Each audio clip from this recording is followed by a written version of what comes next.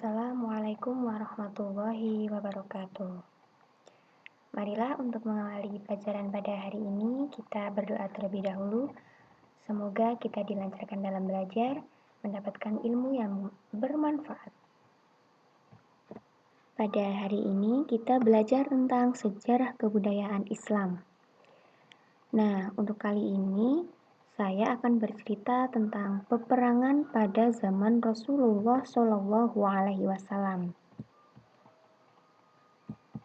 Yang mana peperangan pada zaman Rasulullah SAW itu banyak sekali terjadi. Di antaranya ada perang Qainuqa, ada perang Badar, ada perang Ghatafan, ada perang Khandaq, dan masih banyak lagi peperangan yang terjadi pada zaman itu.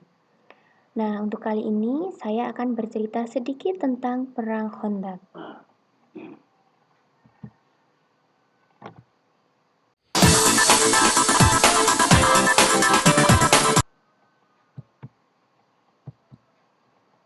Khandaq menurut bahasa yaitu berarti parit. Mengapa demikian? Karena pada masa itu kaum muslimin menggali parit di depan pintu masuk Madinah untuk menahan serbuan pasukan kafir. Sedangkan Ahzab bentuk jamak dari kata hizb yang artinya beberapa partai atau golongan.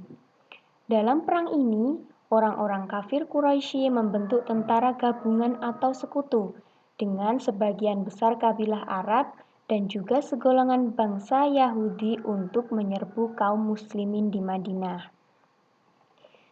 Nah, perang ini terjadi pada bulan Syawal tahun ke-5 Hijriah atau bertepatan dengan tahun 627 Hijriah. Setelah perang Uhud berlalu, kaum kafir Quraisy selalu memantau perkembangan apa yang ada pada kaum muslimin. Hari demi hari terus berlalu membawa keuntungan bagi kaum muslimin. Pamor dan kesuksesan mereka semakin mantap. Oleh karena itu, orang-orang Yahudi semakin dibakar amarah. Mereka kembali merancang konspirasi baru untuk menyerang kaum muslimin. Selain itu, faktor utama terjadinya perang Khandaq adalah lebih banyak dipengaruhi oleh tokoh-tokoh Yahudi seperti Salam bin Abil Huqaid, Salam bin Miksah, Kinaan bin Robi, dan masih banyak lagi yang telah melihat kemenangan pasukan musyrik atau kaum muslimin dalam perang Uhud.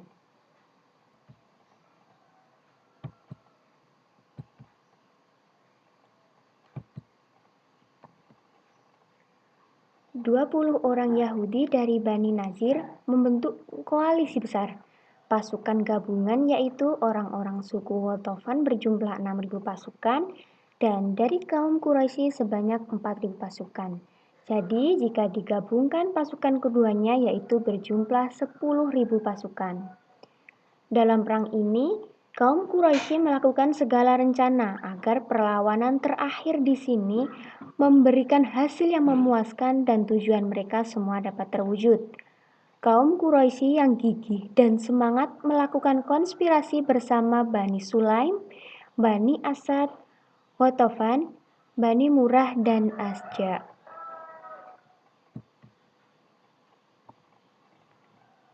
Mata-mata kaum muslimin selalu memantau pergerakan musuh. Sebelum pasukan musuh beranjak dari tempatnya, Rasulullah SAW mengetahui rencana jahat mereka. Sehingga Rasulullah SAW dengan segera menyelenggarakan musyawarah militer bersama sahabat-sahabatnya. Setelah anggota majelis bertukar pikiran, mereka sepakat untuk melaksanakan usulan yang disampaikan sahabat Nabi yang sangat cerdik, yaitu Salman Al-Farisi, yang berasal dari negara Persia.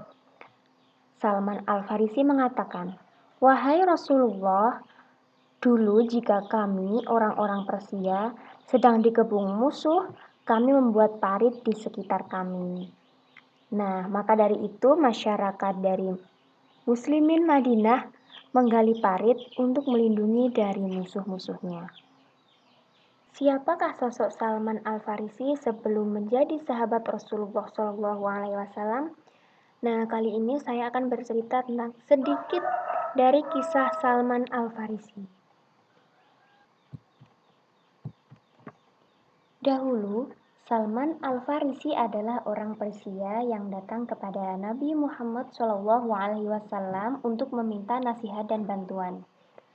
Ia memiliki majikan seorang Yahudi Bani Quraisyah, yang mana menyuruh Salman untuk bekerja terlalu berat di tanah miliknya yang terletak di pinggir Madinah, hingga ia tidak dapat berhubungan dengan umat muslim yang lain dan tidak dapat ikut perang Badar serta perang Uhud ataupun terlihat dalam peperangan kecil lainnya.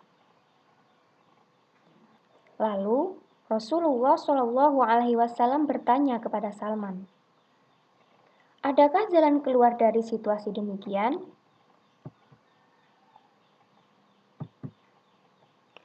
Ternyata waktu itu Salman pernah bertanya kepada majikannya. Namun, majikannya memberikan syarat yang begitu besar sekali sehingga Salman tidak mampu untuk melakukannya. Yaitu ia harus menanam 300 batang pohon kurma dan membayar 40 ons emas.